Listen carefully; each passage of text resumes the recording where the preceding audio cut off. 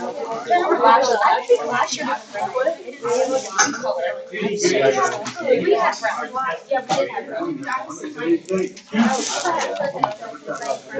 Well, I ran in them before. Well, they were. What's up with the brown? I can't.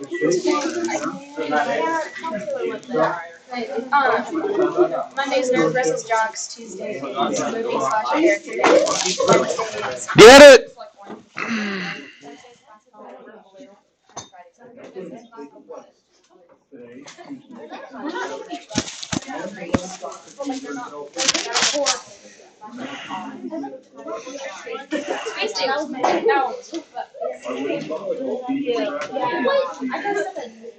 Starting at 5 o'clock. Series of matches. So you either were like, thank God I got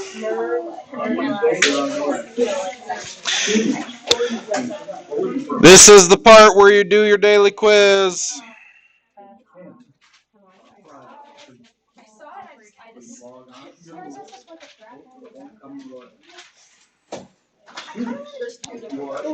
Yes.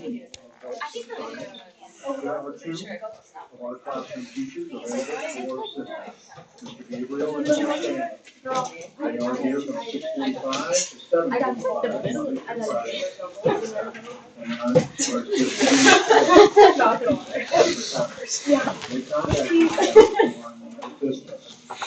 Auditions for the fall play you did say it was haunted.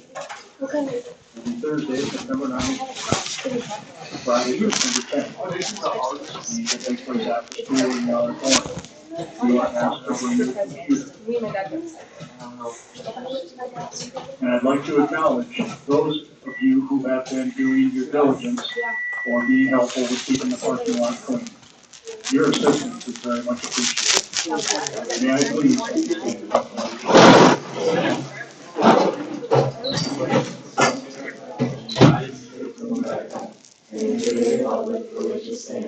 One nation, under God, indivisible, with justice. That is all the announcements for the day. They were. It was 9 to 30. Yeah. Sometimes they're going to wait until we were all like really excited. That's great. But I think what happened was I'm cutting you off in another 7 minutes.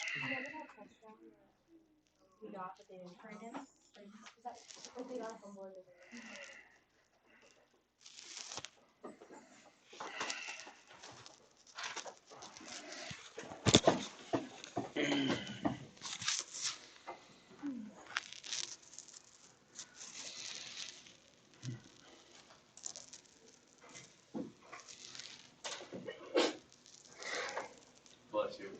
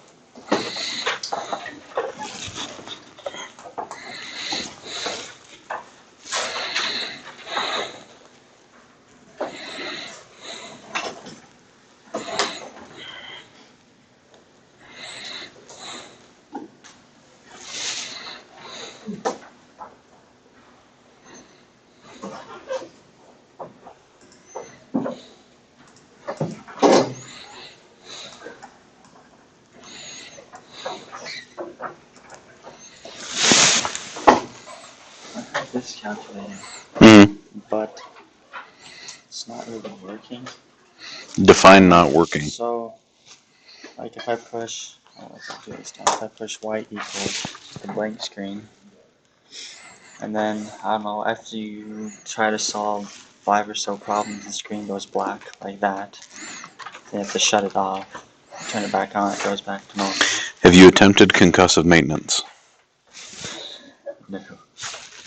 Just grab one of those, bud. Should I just go buy a new one? You never need to buy anything for this class. Well, I Use, know it's not good, like to use at home. you know, you got a TI-83 emulator on your laptop. Just look it up on there. We'll talk it over here in a minute. Although it scares me when kids get to PreCalc and they don't know that. Because those emulators have been on your laptops longer than I've been at this school.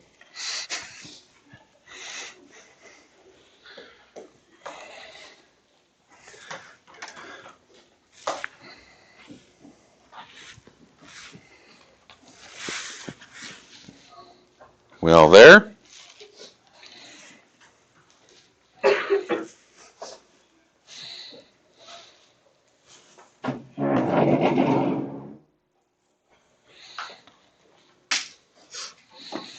Good here. Good here. Finishing up.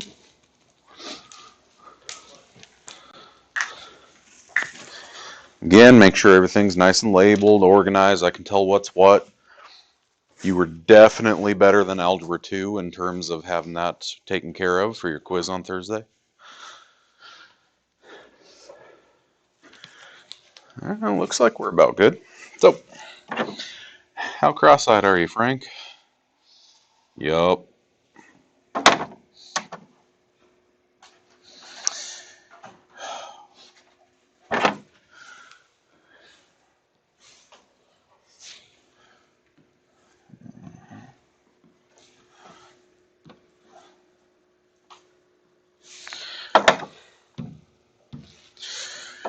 Okay. First thing I would do, I think this is what everyone was doing last week. Instead of actually placing the matrices in place of A and B and moving entire matrices around, it was kind of overkill. Most of us instead said, I'll add A and then divide by 2, but I don't really divide by 2, I multiply by half. And then just mental math from that point. I got -1 plus 5 is 4, cut it in half. 2 and cutting in half. -2 and cutting in half. 8 and cutting in half. -4 and cutting in half. 10 and cutting in half. Okay. Now, whether you did that mental math, whether you wrote out more steps, that's all I'm going to require is either you have work before it or you just solve the equation and call it good. Okay, that's all I need. That's also why there are 2 problems, because not only did we ping pong between 2 sections, but I mean, if it's mental math, it's mental math, right? Next one.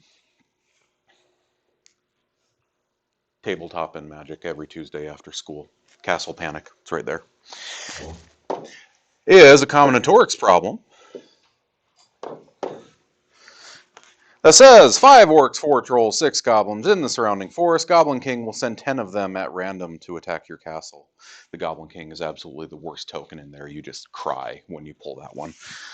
What is the probability that he sends at least, or sends exactly, 3 orcs, 3 trolls, 4 goblins? Our combinatorics problem said, okay, does it matter which orcs are chosen first? No. Okay, order doesn't matter, it's just orcs are bad.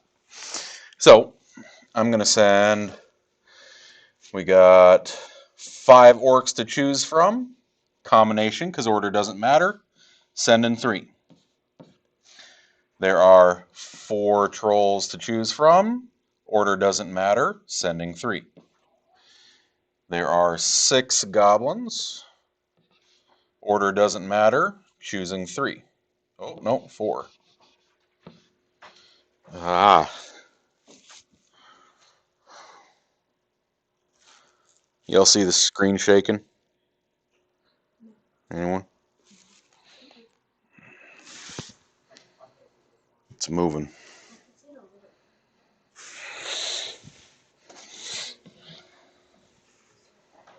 God. I might have to restart the projector. If it's...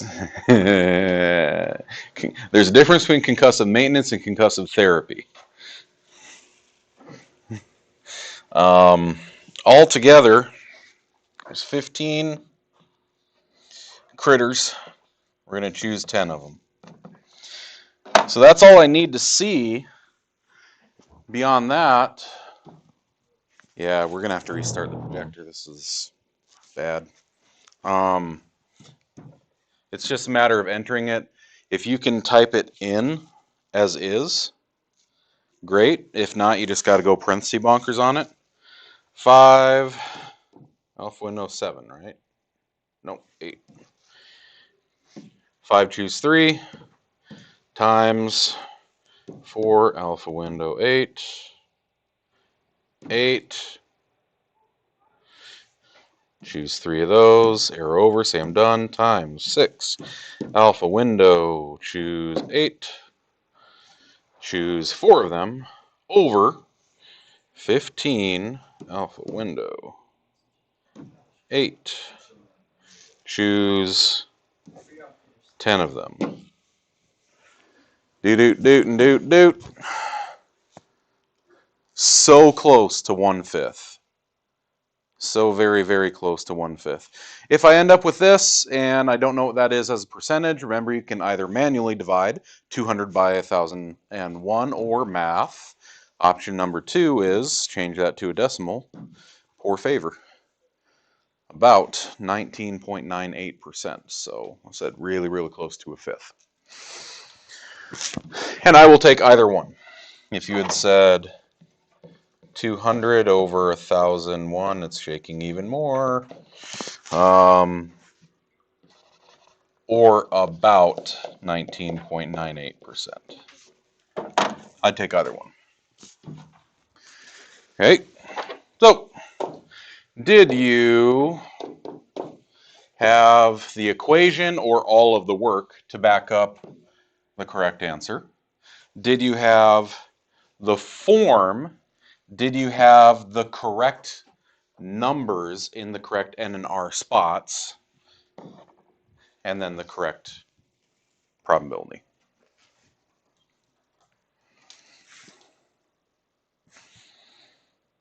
Questions? On scoring it up? Why'd we do this instead? Any of that? All right, then you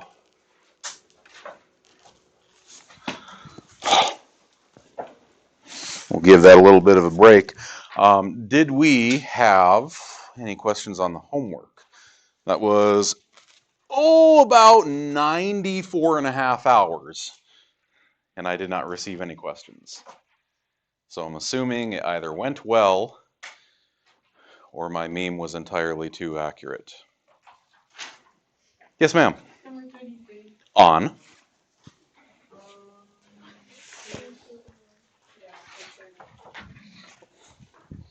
What section is that? I don't know pages. I don't know numbers.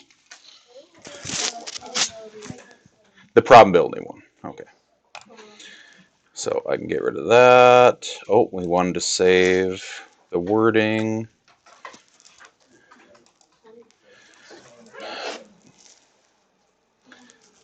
So it's all still there. It's still showing up on the live stream. It's just not on the projector.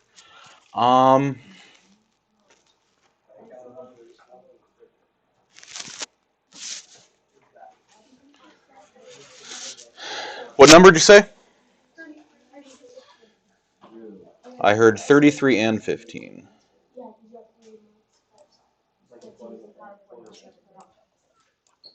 Yeah.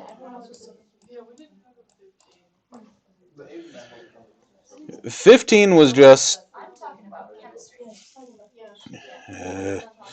okay, 33.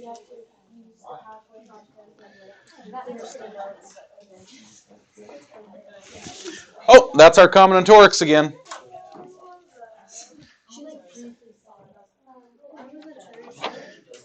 We have 12 dudes and 16 dudettes. And we are going to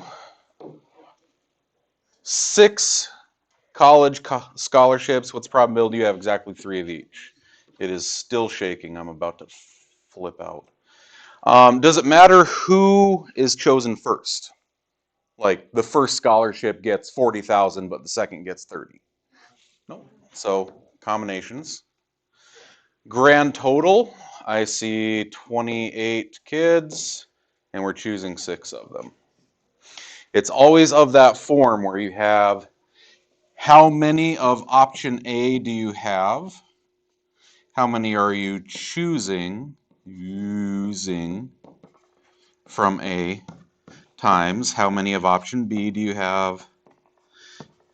How many are you choosing from B, and on and on and on, however many categories, over your total possibilities.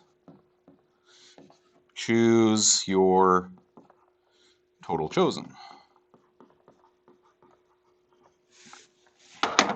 Okay, that's how combinatorics are going to fit. Why are you shaking?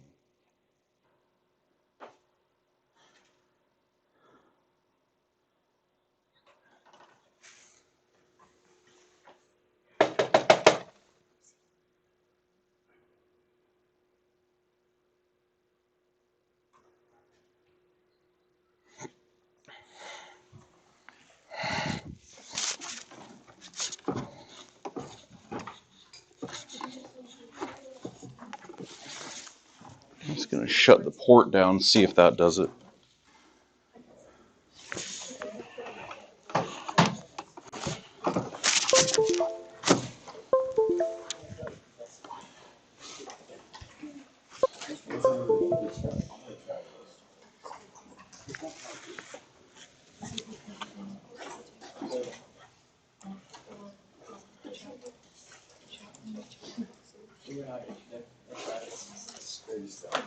Okay.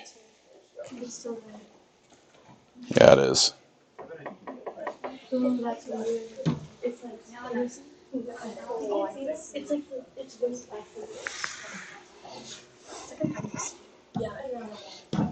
As someone who used to have seizures, I really don't want this to do this. Okay, so 33 was combinatorics problem. Depending on our algebra 2, like how much we remember, how familiar we are with setting up combinatorics. Get that? Anything else? There was one with, I think it was a phone number problem. It was kind of a grab bag of everything. Like one was just do the factorial thing, one was do the combinations thing, one was combinatorics probability, like just a little taste of everything.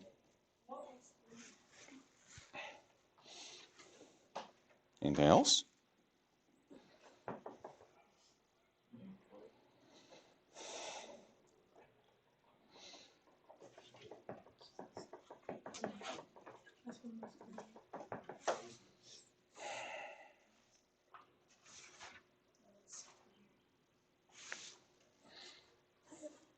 It's just like the smallest one. Yeah.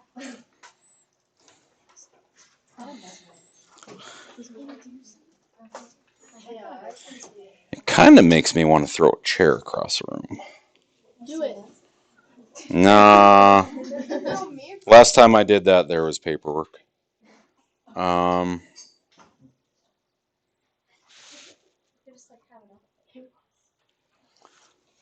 I'm honestly tempted to call it a foobar day and just get our tech guys in here and say, make it stop. We don't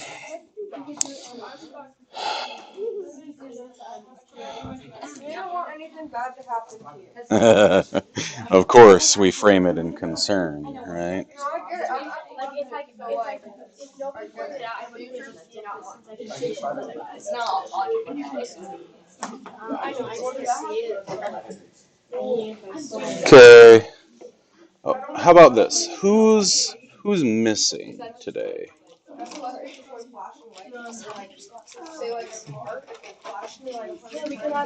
No, this one's here now.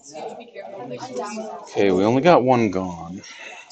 Or like, you know, video games.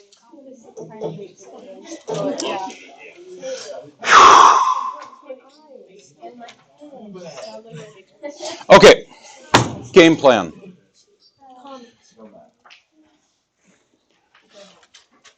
We're going to grunt our way through 0-8, and then I'm just not moving on to 1-1. I'm going to get our tech guys down here and tell them to make it stop. So we're going to force it. Hope we don't drop dead. Okay.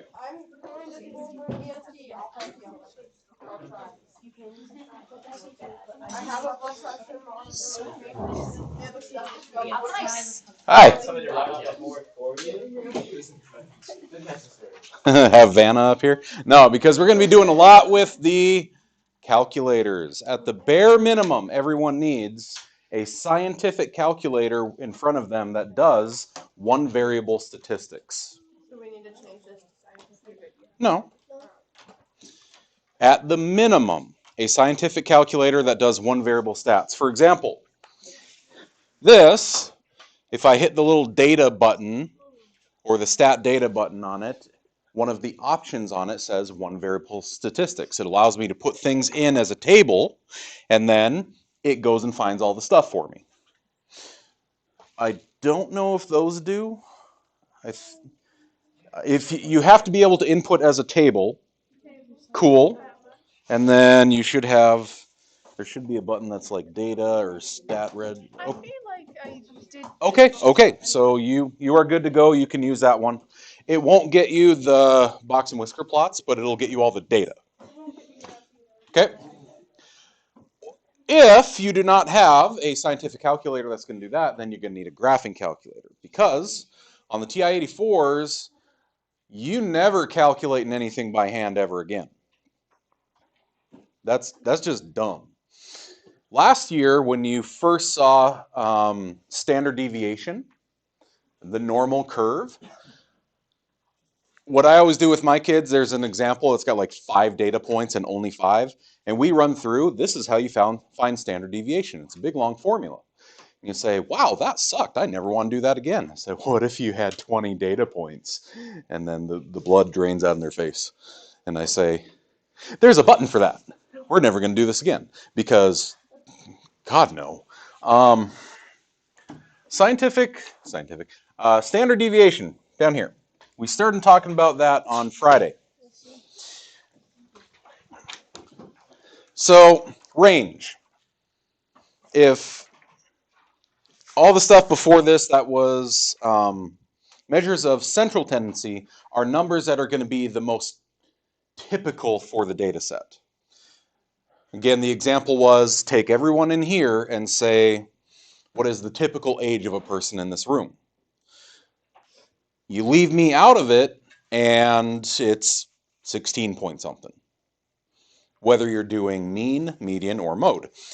But if you throw me in there, now all of a sudden everyone in here, the typical age, if I go with the mean, is now 17 something. It changed it enough because averages, means, are affected by outliers. So if that's the typical number for the set, measures of spread tell me how spread out my data is. We use them concurrently. Here's a number that's typical of my data set. Here's how spread out my data is. So if I have a number that's typical for my data set, but it's really spread out, well, then I know to take that with a grain of salt. Range. Maximum minus minimum. That's it. Now they say it in English instead, but maximum minus minimum. That's your range. Okay. Take your biggest number minus your smallest number. If I said in here, what is the range of shoe sizes? Okay. Someone in here is walking on water skis. Someone in here is walking on peg legs. Okay. My mom, she's 5'2". She's got like size 4s or 3.5s or whatever it is. It's like little weebles. Okay. So, like, there's a range of biggest to smallest. Variance, right next to that, I want you to cross it out. Like, say, variance is used to find standard deviation. It's rare that we will ever use variance. Now, when you go and take a stats class in college, yeah, you're going to use variance. But for our purpose, variance is just used to find standard deviation. Well, if I got a button that's finding it for me, it's pointless. Okay? Standard deviation, that's where it's at. Standard deviation is the measure of, based on your mean, how spread out is your data. And a couple kids mentioned this last week. It makes the bell curve.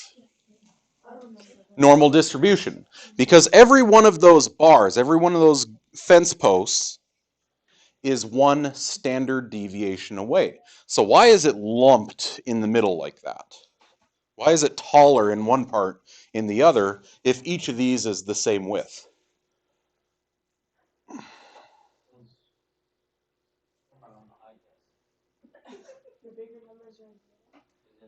Not your bigger numbers. A greater occurrence in the center. See, with standard deviation, we can tell what is actually normal. You've all, especially in America, we tend to overuse the word normal. There is something that is actually normal, and we'll get to that in a minute. But standard deviation is how we find it. Take a look at that big, ugly formula. Okay. Now, whether I use that or this, you see they're pretty much the same. It's just the difference between, are you using the sample mean or the population mean? Like, that's it. That's the difference between them. But the idea is you got lowercase sigma. Remember uppercase sigma was capital Greek S for sum. So lowercase s in Greek is for standard deviation. It's a little O with a hairdo, little Elvis curlicue, like what's his face, Luca. Okay, got a little whoop right there. What this says is I'm going to take every one of my data points and find out how far away from the mean it is. How far off of average is this? Is that? Is that? Is that? How far away from the average are they? If I do that, well, the average is theoretically in the middle. Some of those numbers are going to be negative, some are going to be positive. So I square them to make sure they're all positive. I find the sum, I add them all up, divide by how many there are. This literally says in mathese, it's the average distance from the mean. Because I'm finding how far away from the mean they are, and then I'm taking all of those distances, adding them up, dividing by how many there are. I just square the distances so they're positive. And then I have to square root at the end to put them back to where they were. Right? Squared and square root undo each other. So it looks pretty funky, which is why calculating it by hand takes forever. But we got the button. So find the mean, median, and mode for this data set. I don't like doing that because that's boring. Instead, let's find out who in here is actually abnormal. So I want you to cross out that data set. And instead, we're going to make our own data set. Everyone in here know how tall they are? In inches, total. 5 feet is 60 inches, 5 by 12. So if you are 5'4", then 5 times 12 is 60 plus 4 inches, 64 inches. Okay? Everyone needs to know how tall you are. Everyone's going to get their calculatron out and ready to go. Oh, hey, Algebra 2 was kind of monkeying with this.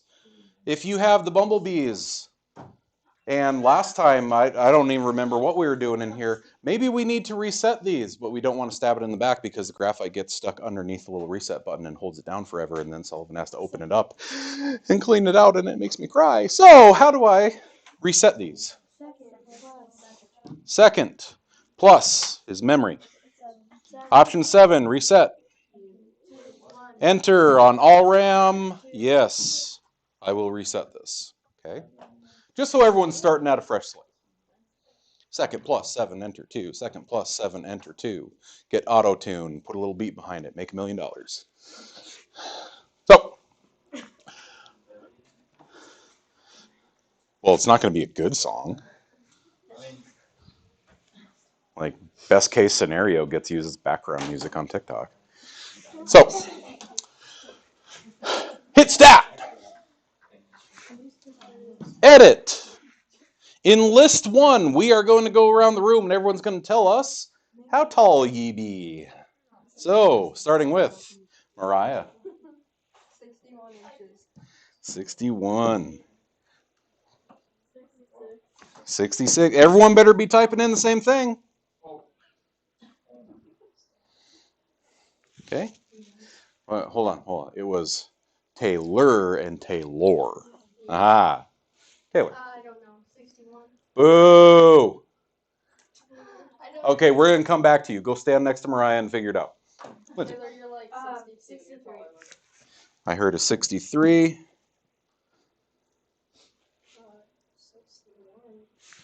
5'1"? 65.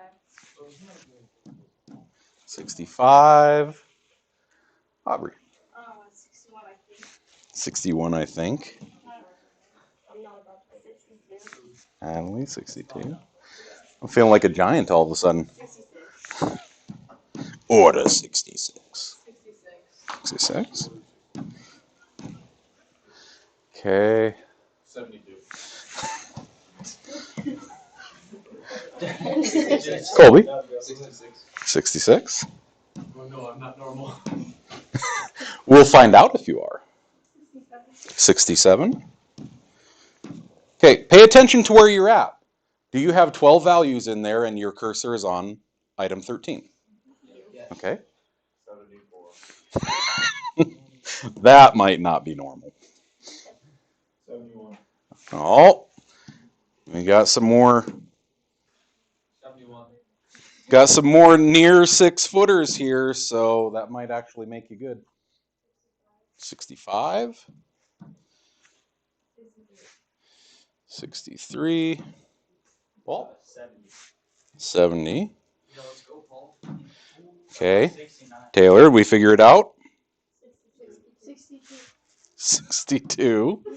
And just to make it an even 20, after that freshman 40 collapsed my arches, we're down to 5'11", so we're at 71.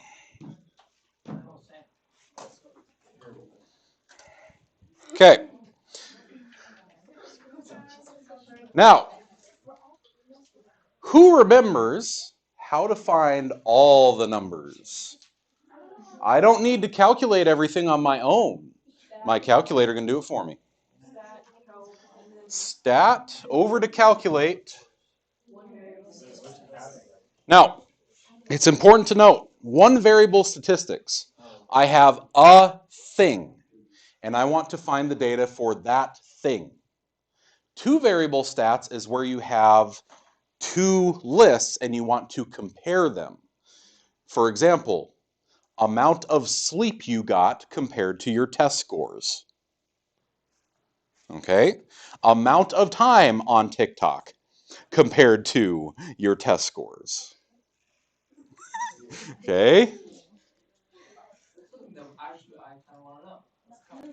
So that's two variable statistics when you want to compare two different sets of data. We just got one, so we're going to do one variable stats. You can change the lists. How do I change the list? Like, yeah, the number's right there, but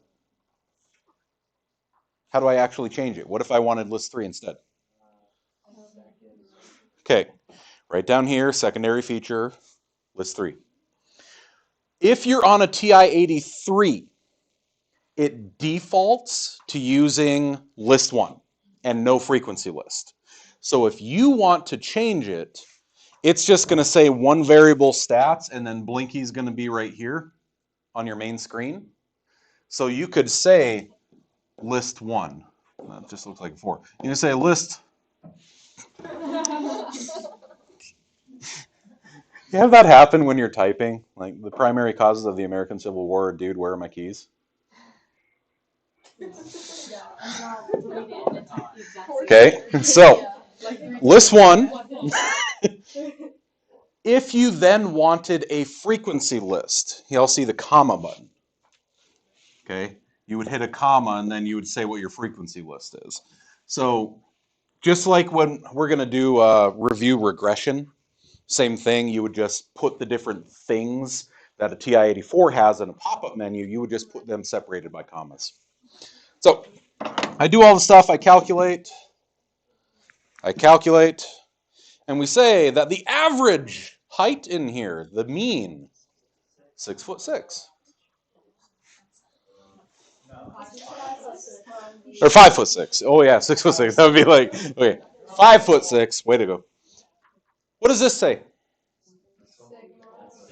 The sum of all values. That means if you stacked the whole lot of us feet on top of head and you said, for Riley, and we all went and smacked into a trampoline, we would all be 1,323 inches tall. I live in Disney Hell. It's from Inside Out. Okay. There are 20 of us. There's the minimum, the shortest person in the room. The median is also 66. Our quartiles, we're going to talk about those, box Whisker Plots. And the tallest person in here, 74. So,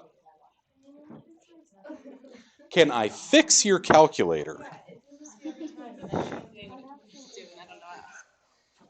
Error. Unarchive the variable. What? Did you reset it before you started? Huh? Here, go to list 1, stat, edit. There's your list. Oh, take a look at the top. Okay. And I had a thing happen. It's important. First of all, come back here. Mean, median, and mode. Mean. What was the mean height in this room? 66.1 something. Median, 66. Mode. Scroll around in this list. Do you see mode? Because real statisticians know that mode is never used. So, we're going to have to find mode on our own. Go back to the list. Go back to stat and edit and scroll around in there and think, which one happened the most? Well, I see 1, 2, 3 61s. I see 1, 2, 3, 4 66s.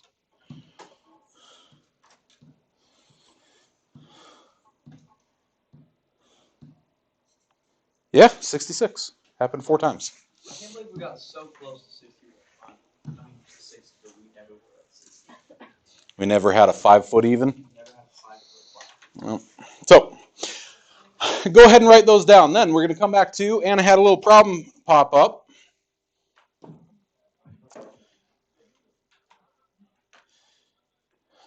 Here. Y'all know you can enter formulas too.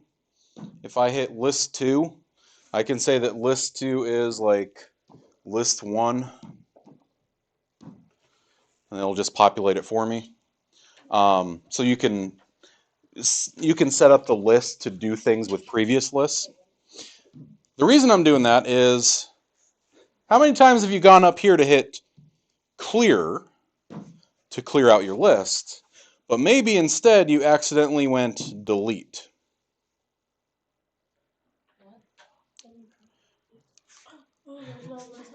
There is no longer a list 1. So now when I try to calculate my stats using list 1, that would be like me saying, here, you look a little stressed out. I want you to pet this puppy for the rest of class. You're like, bruh. Like, where's the puppy? Okay, the calculator is saying, I don't have a list 1. What you talking about, Willis? So if that happens, like, look, remember, when you get that error message, when you get error and then it has quit and go to, read the thing below it and it tells you what happened. In this case, it said something about check your memory archives.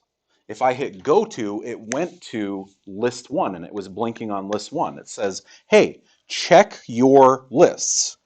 Goes to list 1. I don't have a list 1. Okay? So the calculators do tell you. You just have to learn how to interpret their signs.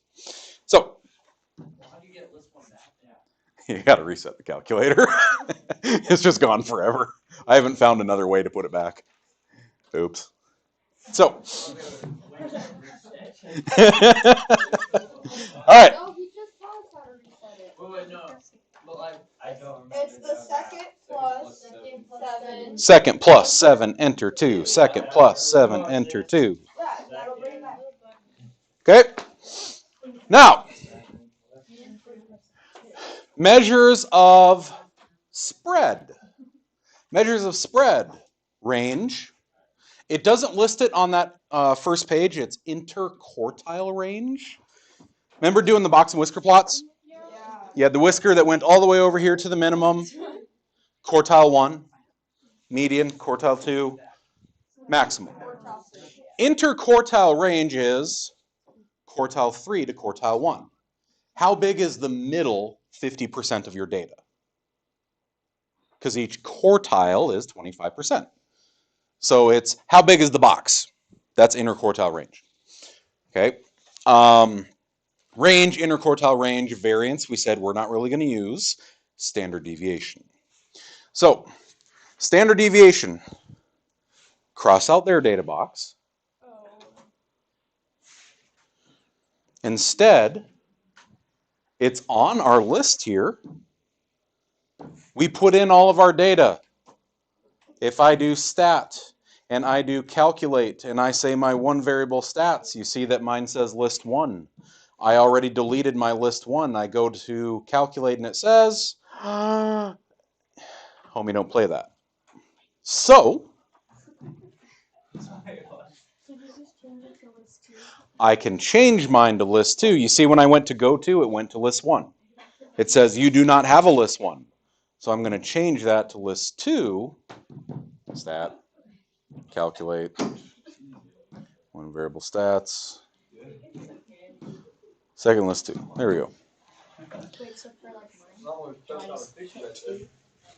like how I Highlight the 2, second list 2. There you go. Okay. I'm doing that because I deleted my list 1. and I put all of my data in list 2. You should still have all of your data in list 1. Yeah. I know how to get list 1 back and delete it. New information. Teach me, Sensei. List 5, and I'll have that enter, and then we'll get it back. That's it. List 5. What do you mean list 5? Stat 5, and then it'll say setup editor, and then it'll set it all back up. Cool! Praise be to Yoda. Cool. I like that. Okay. Apparently you can get the list back. Check out on here. Where's standard deviation? Y'all see Luca? See the little O with the hairdo? Little baby sigma? Okay. Standard deviation. Yes. Because when he pops out of the water for the first time, or no, the second time, when he's like does the big transformation scene and then his hair goes boop, which is slightly suggestive, but you know, Disney. I see a standard deviation of about 4 inches in this case, because we are talking about height. So that means standard deviation for our data set is 3.99 or about 4 inches. So down here, just keep using what we did before. So measure sprayed for the class heights. We said our standard deviation was 3.99 inches. Okay, what about range? Go back to that list. What did we say range was again?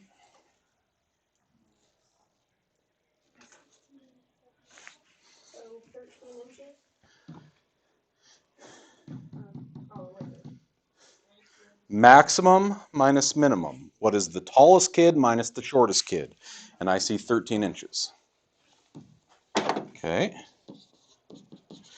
And then even though it's not asked for, interquartile range, we're going to get to the box and whisker thing in a little minute here, is, you remember this? Okay, it's quartile 1 to quartile 3. That's your interquartile range.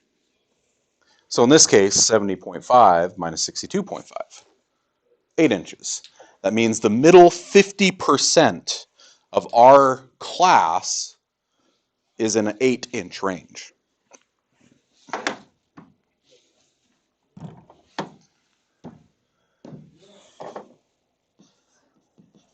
Okay? So, that's the how.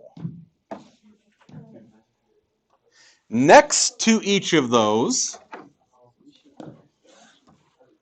I would like you to find mean, median, mode, standard deviation, range, and interquartile range. So I showed you how. We're going to get a new set of data in here, and we're going to do this again. I want you to put it into list 2, though, because I do want to use list 1 and 2 again with another thing later. So everyone head to stat, edit, list 2. Okay, how do you say we do that again? It was second memory.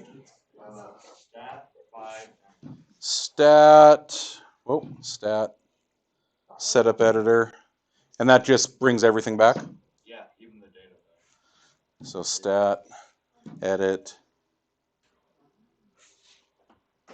womp, womp, womp. Okay, that's all right. So I've got everyone's heights in list 2. You're going to put, okay, y'all get it. List 1, I want everyone to know, what is your shoe size? But let's normalize things here, because our culture is incredibly misogynistic. Dudes, I want you to add 1.5 to your shoe size. We're going lady sizes. I wear a size 12. So like Add 1.5. add 1.5, isn't it? No, it's 2. Is It was 2. is it 2? It's 2. I thought it was 1.5. No. Oh, okay. Oh my god. Us girls, like say I'm a 8 in women, then men's would be a 6.5. Oh my god. Say I'm a 9. Taylor. Oh, so you subtract. Okay. So from a woman to a man, you subtract, I thought it. and then from man to woman, you'd add. I'm a 7 in men's, Because I'm not a 8.5. Yeah. I'm not a 9.5 in men's if I'm an 8 in women's. Yeah. Yeah, So for men, so the guys subtract shoes. So guys' sizes subtract. I thought it was 1.5 though. they add, girls subtract. That's how it No, works. but it's Yeah, so guys, so It's 1.5. Guys add 1.5. You were right. Okay. You were right. Yeah, you were right. The guys don't know their costume. Life lesson. So dudes, add, right? Add 1.5. Oh my god. No, we're not doing anything. Where's my sign? Where's my sign? Okay. Okay. So just pick a I know number. my size. Add 1.5. There we go. Y'all are confusing me. You guys are making this seem harder than math. Now I'm cross-eyed. I want to go get my head on the wall. I know, that's what I'm Hi. And add plus 2. Okay. Holden, the master of Google, has said yes. Guys, add 2, not 1.5. I could have swore it was 1.5. Okay. Oh, not so. Okay. Well, in that case. So, ladies, it is what it is. Guys, add 2. Starting with 7.5. Maddie.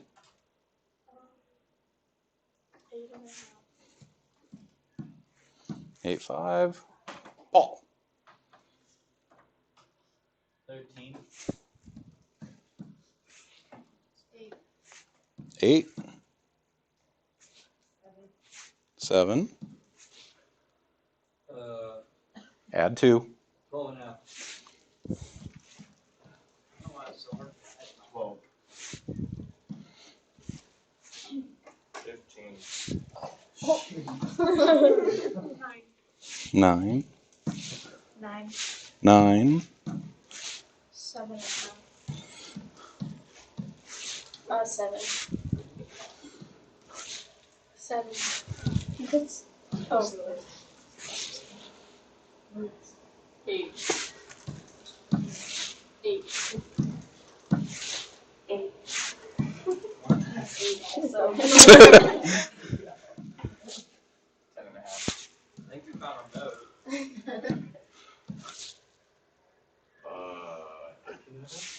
13.5. Okay. And I would be 13. Okay. All right. So we got the data. Find the stuff. It really makes me uncomfortable that Olden's feet are literally twice the size of mine. Can you go back to the list being big? Go back to list big. Yes. Okay. I know I did this with the class last year, and we had a guy who was size 15 and a girl who was size 4.5. What the? Oh my gosh. How did 4.5? Dude, she like you did this in like a. I'm in the 4th grade. Yeah. You did like switch. I just got 2 jealous. Can we go back to the other page? Okay.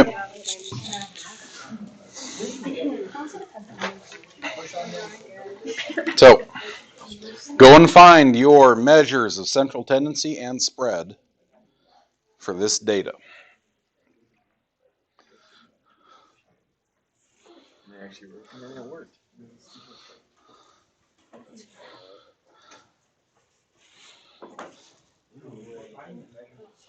Like, are we trying in 4,000? Yeah, can you go back? Yeah.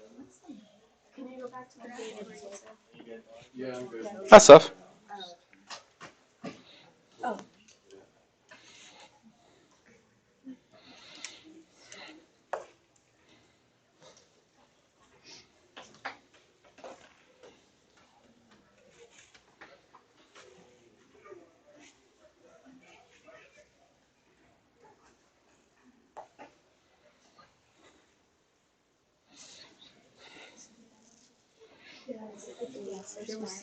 Yeah.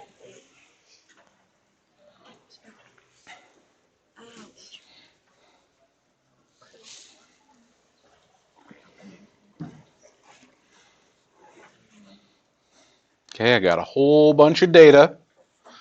To find information about the data, stat, calculate one variable stats. The list that I'm looking at is in list 1. Yours is probably in 2.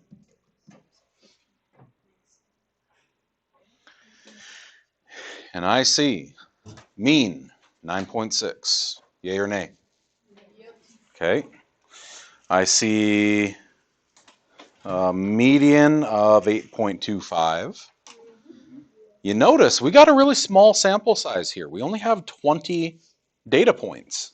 So for our median and our mean to be that far off means we got someone or ones who are a little bit out there. Our mode, what did it end up being? Was it the 8? Yeah. Okay. Our range, 15 minus 8, or minus 7 is 8 shoe sizes. And then standard deviation, 2.5-ish. Okay. That's it. It's just, if you plug in data, can you find the stuff about it? Oh, interquartile range, 12.25 to 7.75 is what, 4.5? So, okay. So that's how I find a bunch of stuff about data. Okay, comparing them.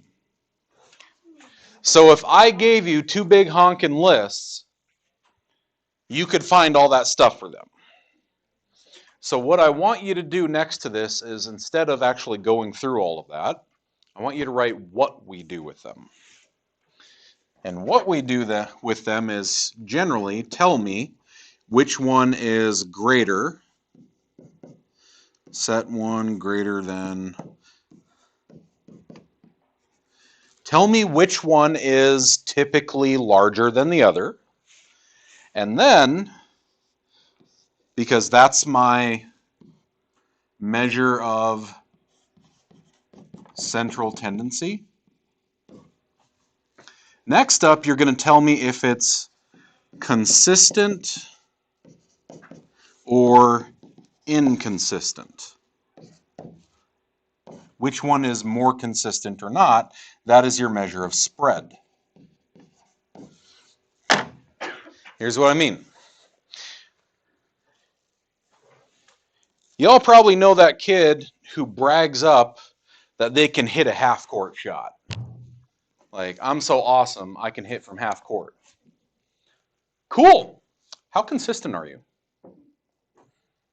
Like, yeah, I can hit a half-court shot, but probably it's like 1 in 50. Okay, how consistent are you? When you put someone at the free throw line, you want someone who's a consistent shooter, right? When you put someone back at quarterback, I don't care how fast they are, can they throw the ball?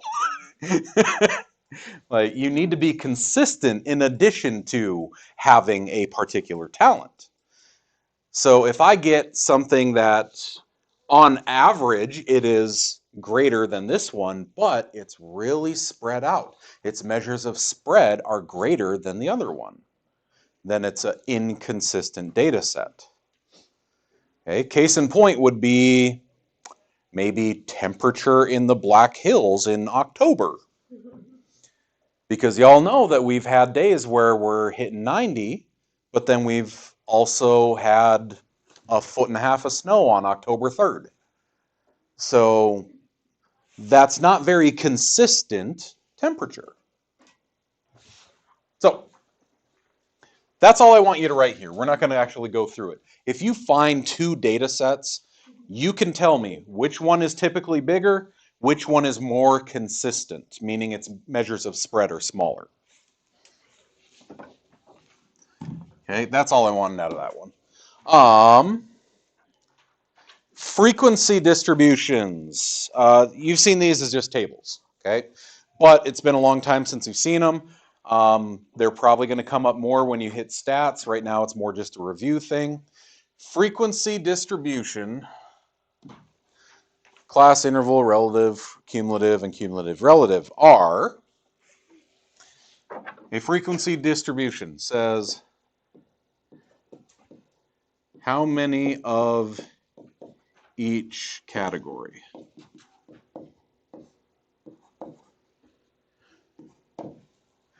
A class or an interval is how you're going to break up your data. Say, for example, if I was looking at all the students in the high school, a really easy way to break up by classes and intervals would be literally by class, 9th, 10th, 11th, 12th grade. Or maybe I break it up by age, 14, 15, 16, 17, 18, I think we got a few 19s. Okay, yeah, I was going to have those kids who are summer babies.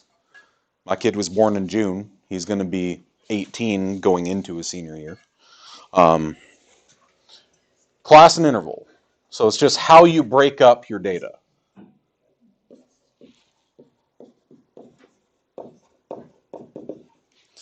Okay. Relative frequency is the number in the class or interval divided by the number of total. Literally, it's what percent of your data is in this category. What percent of your school are incoming freshmen? And it's a lot. What was it, 230, I think, this year? It was a lot. Okay. Cumulative frequency is a running total. So say, for example, there's 230 freshmen, and then there's 210 sophomores. The cumulative frequency when I hit the sophomores would be 540 or 440 because it's the running total of all frequency. And then cumulative relative frequency would be a running total of those percentages of the relative frequencies. So I would say that freshmen make up 32% of the school, and sophomores make up 28% of the school. So next to sophomores, the cumulative relative frequency would say 60%. Okay, because it's a running total of their proportion. We turn these into a big honking table.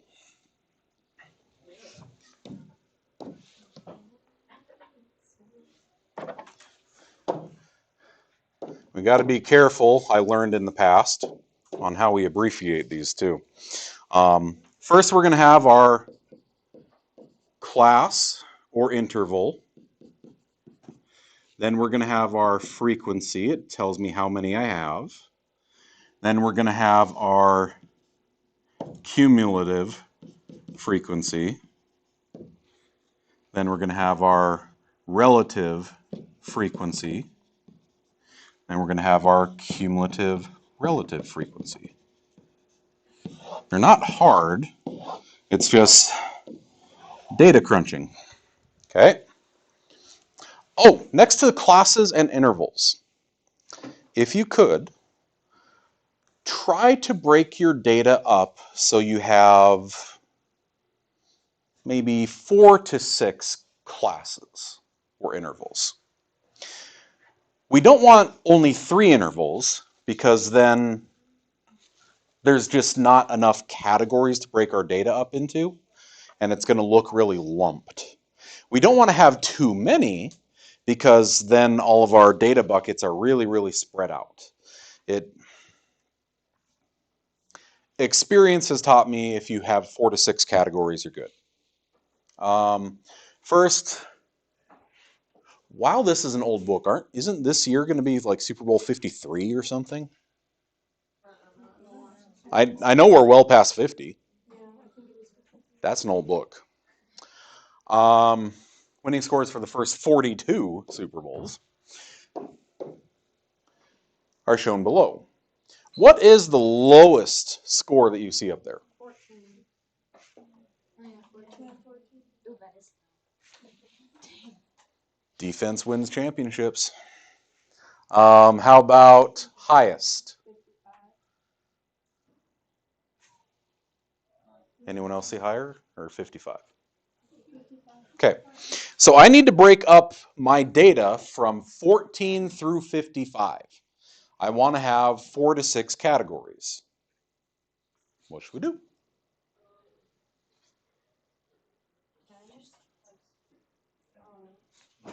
You can break it up however you want. That's the thing. Go by tens? How about I say 10 to 19? Do all the teens? 20 to 29, 30 to 39, 40 to 49, 50 to 59. I want you to notice when I did all of these, you notice that we had 19 and 20 were the bookends of 2 different categories. Why wouldn't I want to say 10 to 20, 20 to 30? That overlap, what happens when I have exactly 20? Right? I can't put it in both. If I put in there one or the other, then one of them is now inaccurate. So that's why we break it up like this. And let's run through. Frequency, how many teens do we got? I see 1, 2, 3. Oh, no. 4, 5. Just 5? Okay. Go to the 20s. I see 1, 2, 3, 4, 5, 6, 7, 8, 9, 10, 11, 12.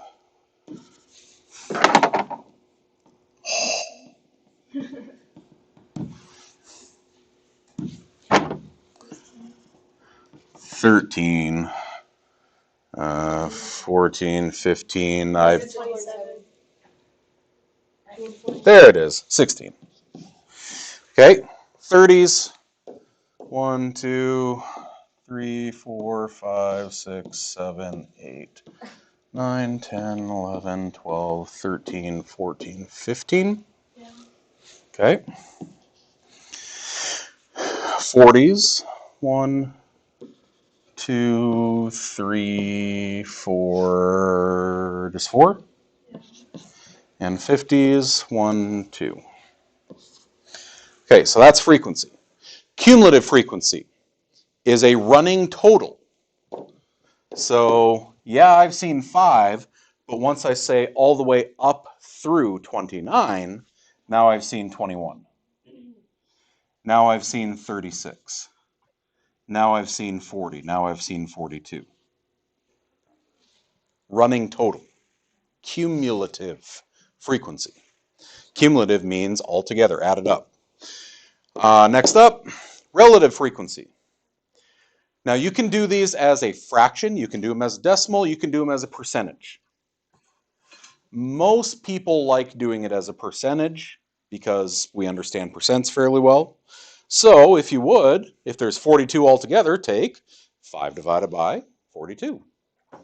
Let's go to the thousandths place. So it would be like 12.5% or whatever.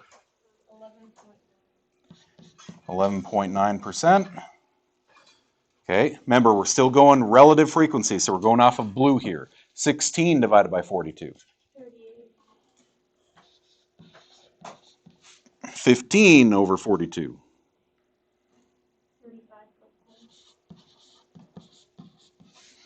4 over 42. 4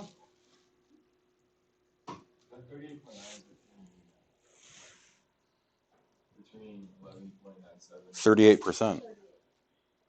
Oh, I guess you got your percent. I heard a 9.5%. And then a 4.75, I assume.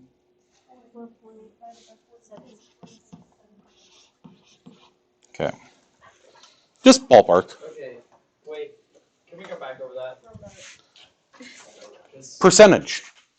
5 out of the 42. 16 out of the 42. Okay. You just divide.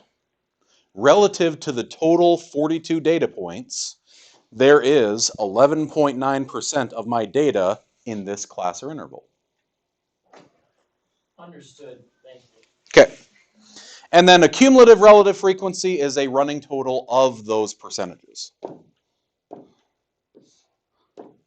So now I'll say 11.9. Did you say this was 38.1 instead? 0.1, sorry. Okay, so then what's that? Just 50? Right? Yeah. And then 85.7. And 86.2, 95.2. And 100. Okay. This isn't difficult. It's not something you're going to have to do a lot. It's more, hey, this is in our review chapter because when was the last time you saw a big table like this?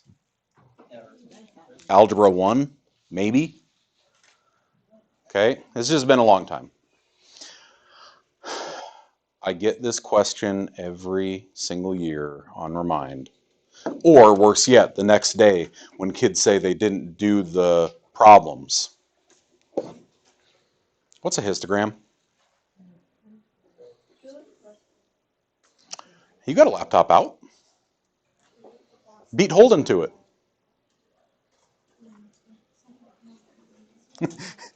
Takes as challenge. It's just a bar graph. A histogram is just a bar graph. Hey, remember when I said I want you to use your resources?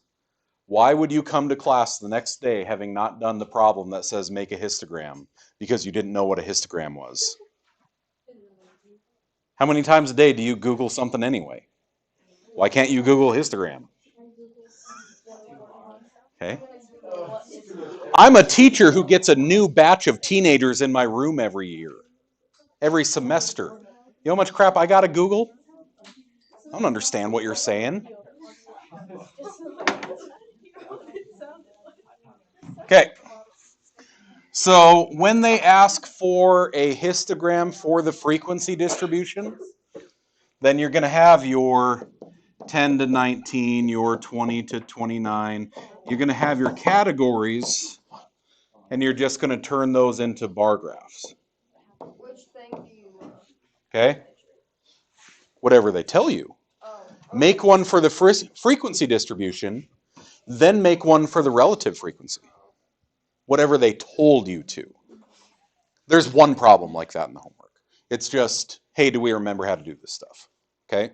So, interest of time, how about you just make sure you say a histogram is a bar graph? I hope y'all remember how to make bar graphs. Why would they put that in a book? Why won't they just say a bar graph? Because this is the actual term. But it's an old Just like I say mean instead of average. But that's obvious. Just like I say polynomial in place of this stuff. I say rational expression instead of algebra fraction. Wait, what? Algebra fraction? No, what was the actual term for it? Irrational? Rational expression. I'm having a blonde moment. Algebra fraction. Algebra fraction. Just like it's not a snake, it's a danger noodle, right? So, all right, box and whisker plots.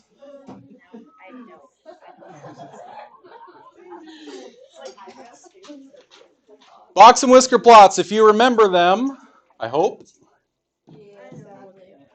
Okay. Now, I got to say the words I hope on there because you get this weird disconnect of kids coming all the way up to pre-calc having never seen this. Because probability and statistics is always at the end of any math book because it's kind of a separated subject. Like you don't do a whole bunch of stuff with polynomials and then somehow you're going to use the polynomials in statistics. If you make the model, yes. But because there's that disconnect, this is usually the thing that gets cut from the end of the year when you run out of time. So if you have a whole bunch of kids that, oh, I don't know, did algebra in 8th grade, this might be the thing that got cut. So, who has not seen box and whisker plots? Okay, so we've at least seen it. Box and whisker plot, you label them with these 5 things. You notice they were at the bottom of our 1 variable stats.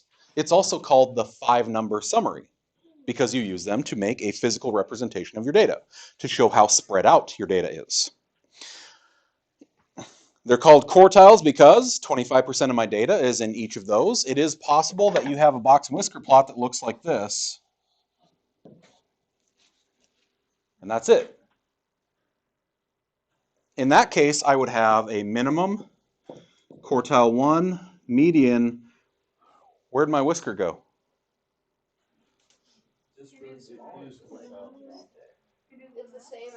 My quartile 3 is also my maximum. There was so much data lumped at the top of it that my quartile 3 is my maximum. That means 25% of my data is this number. Okay? Isn't there a way, like, well, I know there is a way that you can put it on your graph. Beating me to the punchline here. So, we're going to go and make a box and whisker plot, not manually. If you got that 5-number summary, just make a number line and make it kind of proportional.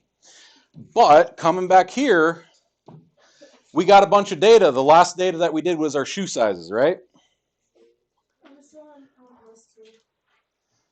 So your shoe sizes would all be in list 2.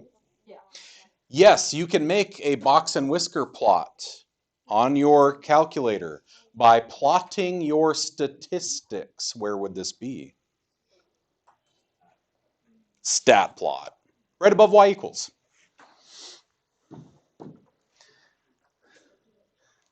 Right above y equals is your stat plots.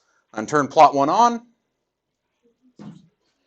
And I'm going to make sure that it is a box and whisker plot. I get to decide what type I want. Notice that there's 2 box and whisker plots. Any guesses what's different between those 2? The left one is tinier. Okay, so they're going to shrink the whiskers up. This one shortens the whiskers up to data points that are not outliers. So if there are actually outliers, it'll just make them asterisks after the whisker. This stretches the whiskers all the way to the end, all the way to your maximum minimum. So we want it on the regular one. Okay, so I'm going to say box and whisker plot. Shoe sizes, for you guys it was list 2, for me it was list 1. Everyone good? Plots on, box and whisker plot, correct list, whatever your list was. My colors are inverted. You ever seen an actual color wheel? Blue and yellow are across from each other. And then,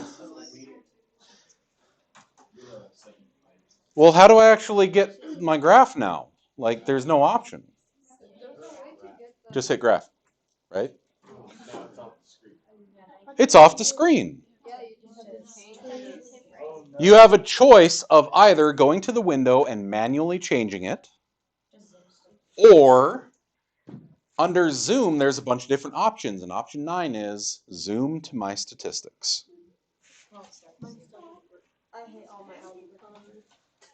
Hi. I click it and it's just like. horrible. Wait, Why couldn't my algebra 1? Because you never actually turn the plot on. You wouldn't change the stuff. You never turn the plot on.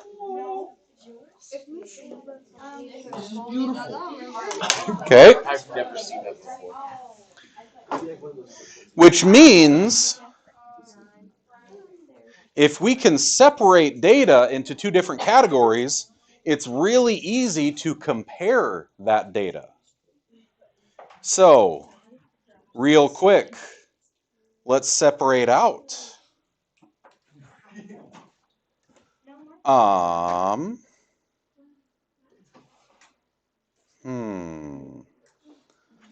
Let's get interesting with it.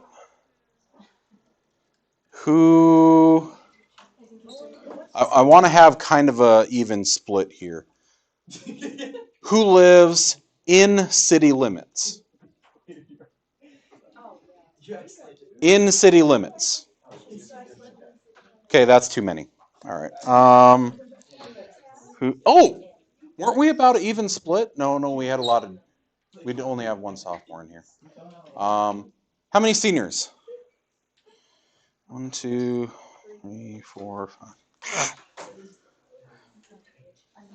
All right. How many 16-year-olds? How many non-16-year-olds? We could do that. Who's not 16? 4.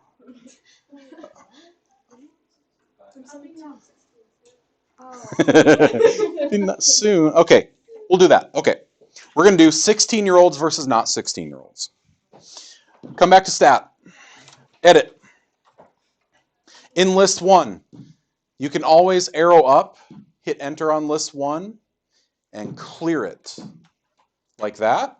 Option 2 is second memory. You can clear all lists. Yes. However you're going to do it, I just want you to clear all lists, come back to stat edit, and we're going to start entering however you define it. Other people don't get to tell you what your world is. However you define it, how many siblings you have. Okay? Some people all about that extended family life. Some people say, mom and dad both got divorced when I was 5. They're both remarried. I've got a whole bunch of step siblings. They are all my brothers and sisters. Others are like, I don't even care if he's related to me. I hate him and I never want to see him again. He's not my brother. Okay? However you define it, is he actually family? So I could just like say that my dogs are my siblings. However you define Fur babies are a thing.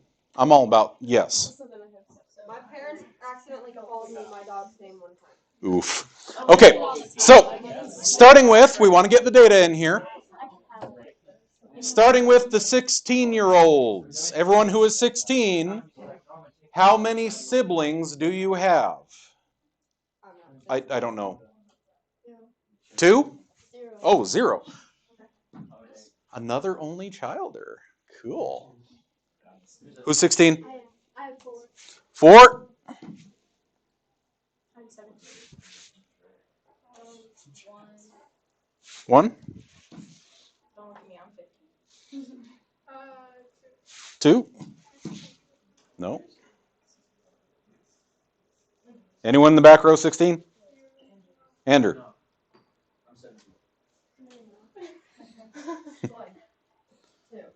I heard a 1 and a 2. 3? No. I'm 16. I thought you were a senior this year for some reason. No, I'm a junior, buddy. Okay. So 2 you said? 3. 3? Jeez. 2? Nope. Nope. Nope. Nope. So that's it? We got all our 16s? Okay. Over to the not 16s. 6. 4.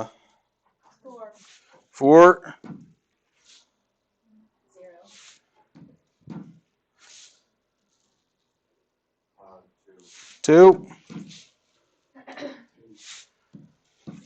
4.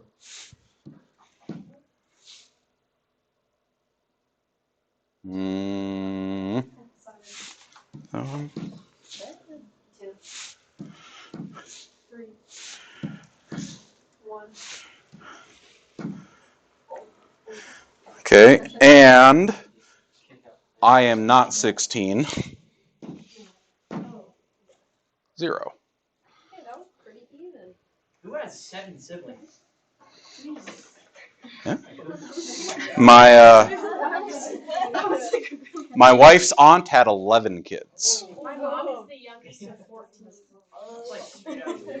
That's some reality TV style right there. Okay. So here's what I want us to do. I want to compare. Compare data. 16-year-olds versus not 16-year-olds. We're going to go to second, stat plot. Make sure plot 1 is on. Make sure it is a box and whisker plot for list 1.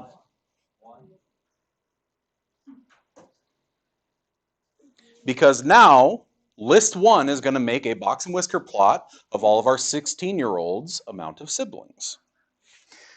Head up here to plot 2. What are we going to do? On box and whisker plot. Switch it over to list 2. If I don't remember that, I'm just going to see a single box and whisker plot because it's going to plot the same thing twice. Okay, so I want list 2, graph. Uh-oh. I need to zoom to my statistics, and I should have 2 box and whisker plots right on top of each other. Okay. Now, remember what we said about comparing data sets. Just looking at these, I would say, on average, the 16-year-olds have less siblings. And their amount of siblings is more consistent. That's how you describe data sets. That's how you compare things. You say, who got more, who's more consistent. Now, if you want to make the box and whisker plots without doing them manually, everyone hit trace. Right now it is tracing the top box and whisker plot. And take a look at what's at the bottom. The median, the quartile, the minimum. So it'll just tell me what they are. If I arrow down, it'll go to the second plot. It'll tell me the maximum, the quartile 3, the median. Okay? You don't have to do this stuff manually anymore. You're big kids. You got the tools, use them. All right? So, this is all a bunch of data stuff. Real quick, we only got a little bit of time. It's not in the examples here. Does anyone remember how to make the normal curve with standard deviation? Okay. So, find a blank space somewhere in those notes or on the back page or wherever. You're going to need this at some point. I know it's not in our homework per se, but you're going to need to know this because this is just like real life math. To make a normal curve, you start with a big bar in the middle, bars to either side about 2/3 of that, bars to either side about half of that, bars to either side about 1/3 of that.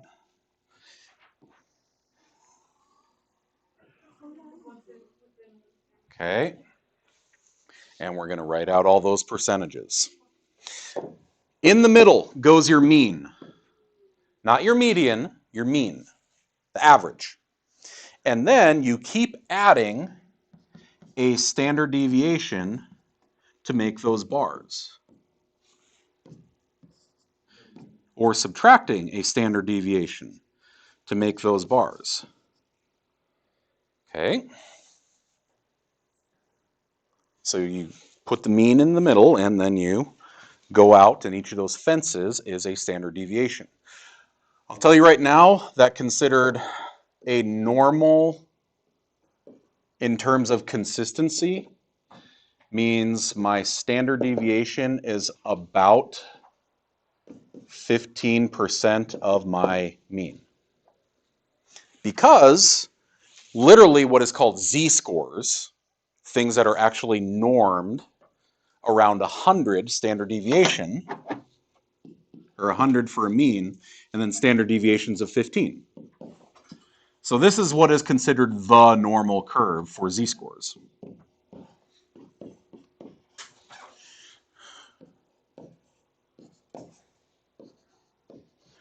Okay. Now these are specifically z-scores. The reason that I bring them up is because the most common thing that you will ever see in academics in high school is talking about your aptitude, intelligence versus ability. Told you I'm also a special education teacher. To have a documented learning disability of any kind, your ability is here, your performance is 2 standard deviations away from it. So you this smart, but you English this good. Okay? But that's how you actually make it. Y'all remember seeing something like this?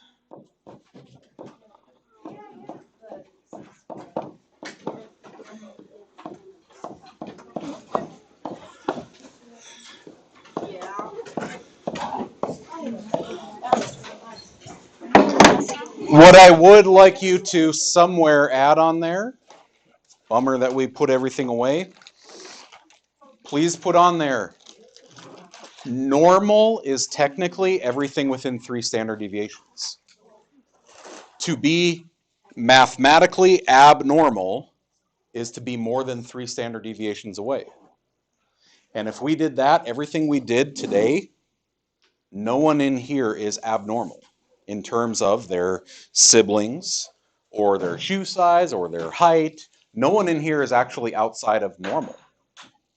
You might be high or low average, but you're not abnormal. What's up? Oh, yes. Scroll on down. TI. Oh, wait, no, yours is different.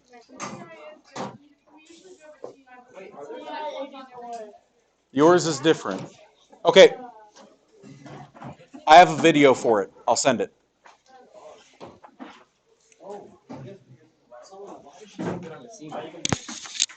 Because you've been in my room for a long time? Yeah, you would just randomly show up, so I've seen you for a long time, so I assume that you are. You also hung out with Jacob a lot. Well, I hung out with like Will, Brandon, like all of them. Yeah, that's why. Because they're like kind of the robotics crew. Now I'm the robotics crew. And now we know.